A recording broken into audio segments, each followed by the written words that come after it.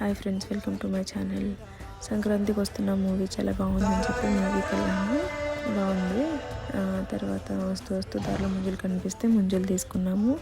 ఇంటికి వచ్చేసాక ఏమైనా తినాలి అని క్రేవింగ్స్ ఉంటే సరే వెజ్ మంచూరియా చేద్దామని చెప్పి స్టార్ట్ చేశాము.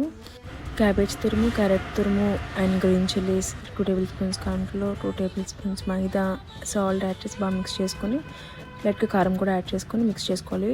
వాటర్ ఏం యాడ్ చేయని అవసరం లేదు.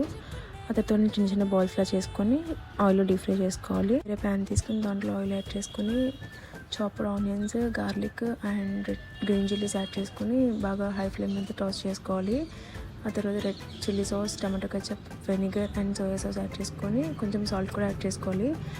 ఆ తర్వాత కొంచెం వాటర్ వేసుకొని కొంచెం బాయిలింగ్ వచ్చిన తర్వాత మనం ప్రిపేర్ చేసుకున్న బాల్స్ యాడ్ చేసి హై ఫ్లేమ్ మీద ఒకసారి టాస్ చేయాలి. లాస్ట్లో కొత్తిమీరతో గార్నిష్ చేస్తే రెడీ వెజ్ మంచూరియా. నచ్చితే లైక్ చేయండి, షేర్ చేయండి అండ్ సబ్స్క్రైబ్ చేయండి. Thank you.